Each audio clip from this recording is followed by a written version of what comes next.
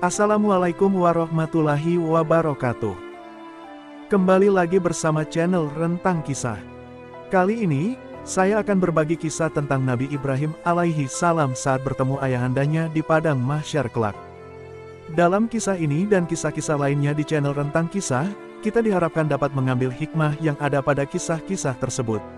Sehingga insya Allah, bisa lebih menebalkan iman kita dan pengetahuan akan ajaran Islam semakin bertambah.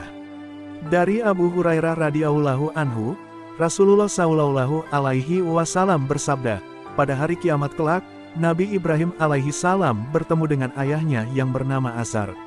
Sementara wajah Azar berwarna hitam kelam dan berdebu. Lantas Nabi Ibrahim alaihi salam berkata kepadanya, "Bukankah aku pernah melarangmu agar tidak mengingkari aku?"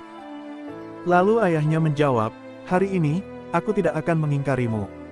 Nabi Ibrahim pun berdoa kepada Allah seraya berkata, "Ya Rabbi, bukankah engkau telah berjanji padaku, bahwasanya engkau tidak akan menghinakan aku di hari kebangkitan? Lalu, kehinaan apalagi yang lebih hina daripada keadaan ayahku yang dijauhkan dari rahmatmu?" Lantas Allah subhanahu wa ta'ala berfirman, "Sesungguhnya aku mengharamkan surga bagi orang-orang kafir." Selanjutnya ditanyakan kepada Nabi Ibrahim alaihi salam, "Wahai Ibrahim, perhatikanlah apa yang ada di bawah kedua kakimu itu." Nabi Ibrahim pun melihat apa yang berada di bawah kakinya tersebut. Ternyata di bawah kakinya, terdapat sesosok anjing hutan yang berlumur kotoran. Anjing tersebut terlihat sedang tertunduk.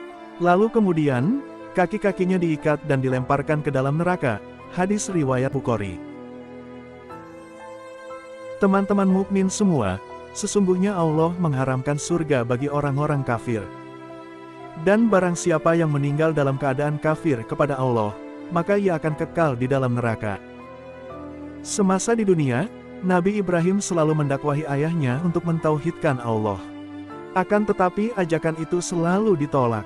Jadi sia-sia belaka penyesalan yang dirasakan oleh ayahnya, Azar, di hari kiamat kelak. Ibnu Hajar al-Asqalani dalam Fathul Bari menyatakan, sesungguhnya Nabi Ibrahim berlepas diri dari ayahnya di dunia, ketika ayahnya itu meninggal dalam keadaan musyrik. Dan ia tidak memohonkan ampun untuknya. Akan tetapi ketika beliau berjumpa dengan ayahnya pada hari kiamat, ia iba. Dan karena kelembutan hatinya, maka ia memohon kepada Allah. Namun, ketika beliau memahami bahwa hal itu tidak ada gunanya, maka beliau berlepas diri selamanya. Dalam Al-Quran Surah Asy-Syu'ara ayat 100-102, yang artinya berbunyi, "Maka kami tidak mempunyai pemberi syafaat seorang pun dan tidak pula mempunyai teman yang akrab. Maka sekiranya kita dapat kembali sekali lagi ke dunia, niscaya kami menjadi orang-orang yang beriman." Dalam Quran Surah Al-Mu'min atau Al-Ghafir ayat ke-18, yang artinya berbunyi, "Berilah mereka peringatan dengan hari yang dekat, hari kiamat yaitu, ketika hati menyesak, sampai di kerongkongan dengan menahan kesedihan. Tidak ada seorang pun teman setia bagi orang yang zalim. Dan tidak ada baginya seorang penolong yang diterima pertolongannya."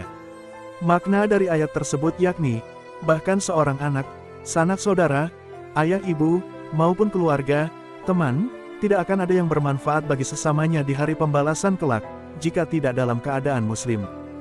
Begitupun dengan kisah yang terjadi pada Nabi Ibrahim alaihi salam dengan ayahandanya, Azar. Nabi Ibrahim yang seperti sudah kita ketahui bersama sebagai seorang nabi, seorang yang dekat dengan Allah pun, tidak bisa menolong dan memberikan syafaat kepada ayahnya yang bukan seorang muslim. Apalagi kita yang hanyalah seorang manusia biasa, seorang yang penuh kesalahan dan dosa. Oleh karena itu, kita wajib selalu bersyukur atas nikmat iman dan Islam, yaitu dengan selalu menjaga dan memeliharanya, sehingga kita bisa dijauhkan dari segala perbuatan yang keji dan mungkar. Wallahu a'lam bishawab. Sekian konten Islami kali ini. Nantikan konten Islami menarik lainnya, hanya di channel Rentang Kisah. Jangan lupa subscribe, like, komen dan share video ini, ya, teman-teman. Terima kasih. Wassalamualaikum warahmatullahi wabarakatuh.